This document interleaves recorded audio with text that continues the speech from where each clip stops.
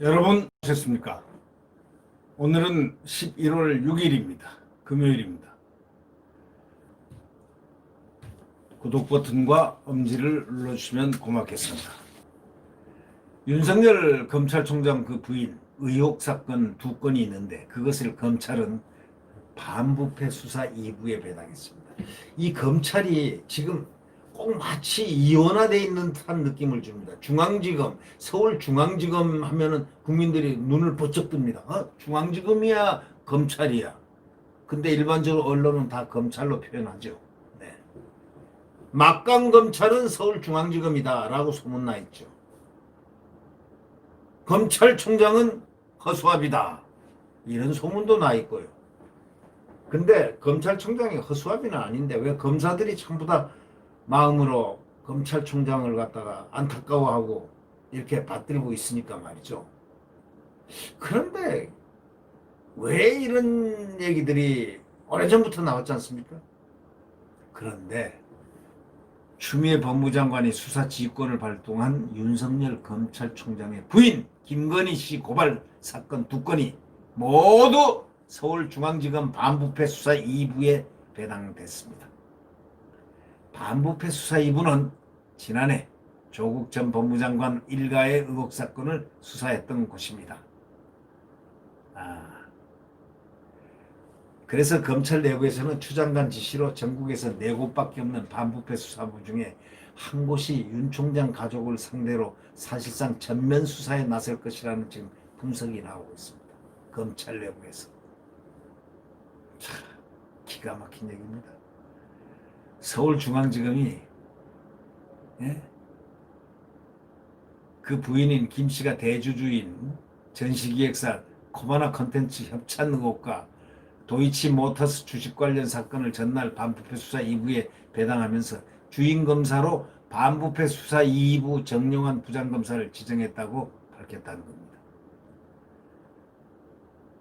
코바나 컨텐츠 협찬 의혹은 지난해 6월 중순에 윤 총장이 검찰총장 후보자로 지명된 이후에 검찰총장은 안 됐습니다. 근데 이 회사가 주관하는 어떤 행사의 후원사가 기존의 4곳에서 16곳으로 늘었다는 바로 그것입니다. 올 9월 최강욱 열린민주당 바로 최강욱이 등장합니다. 이 최강욱이 무서운 사람입니다. 윤 총장을 갖다가 공수처 1호로 윤 총장과 그 가족을 공수처 1호로 딱 뽑아내 공수처 1호로 수사시키겠다는 분입니다.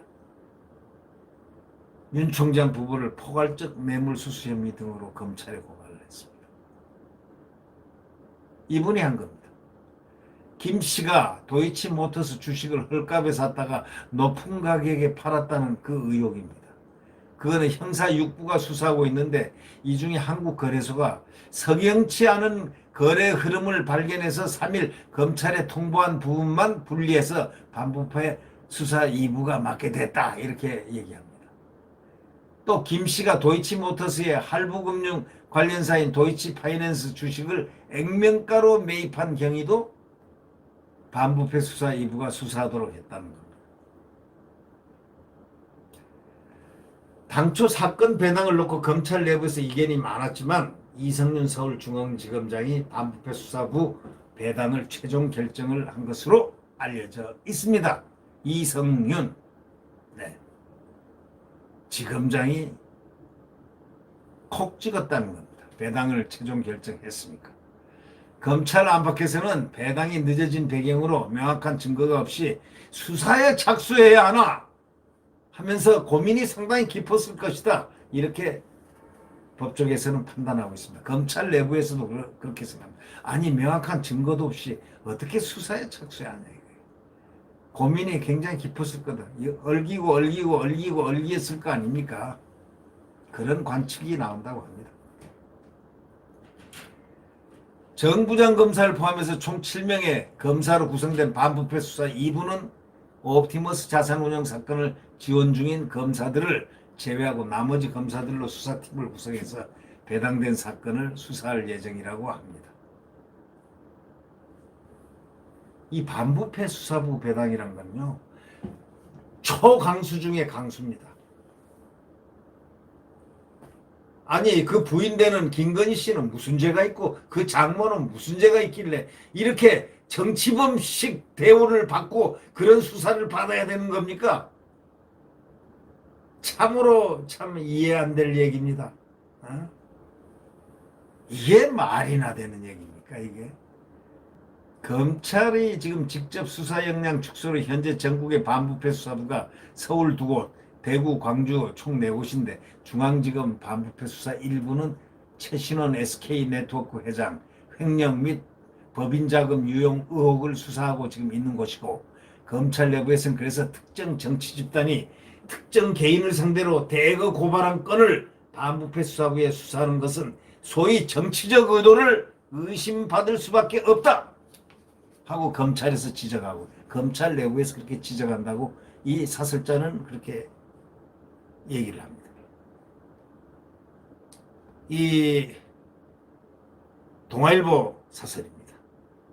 추 장관은 지난달 19일 김씨 사건 2건, 장모 사건 2건, 측근 사건 1건 해가지고 총 5건을 구체적 사건에 대해서 윤 총장의 수사 지휘권을 박탈을 했습니다.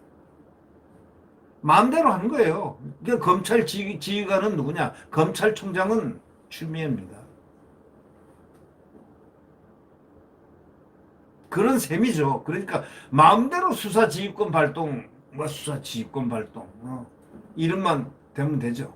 그럼 뭐 굳이 어렵게 뭐 합니까? 아예 검찰총장을 겸직해버리고 윤 총장을 갖다 쫓아내버리면 되는 거죠. 그러면 뭐 편하게 할 수 있지 않습니까? 굳이 뭐 수사지휘권 박탈하고 뭐 할 거 있습니까? 아니 검찰을 아예 접수를 해버려요. 그래가지고 법무부 안에 검찰국 있으니까 또 어나더 검찰청국 하나 만들어가지고 하면 뭐 되겠네요. 네. 윤 총장의 장모하고 윤 총장의 부인이 무슨 죄가 있습니까? 네? 그거 이미 법으로 다 해결됐던 끝났던 사건들을 끄집어내 가지고 왜 이렇게 해야만 됩니까? 아니 윤 총장 하나 한 분을 갖다가 저렇게 괴롭히고 저렇게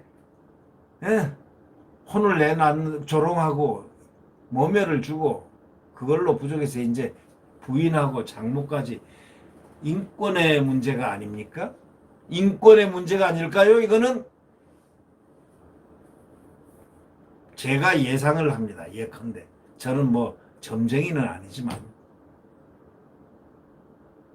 아마 이거에 관련된 사람들, 이 사건에 연루된 사람들은 나중에 한번 수사를 언젠가는 다시 한번 받아야 되지 않겠느냐.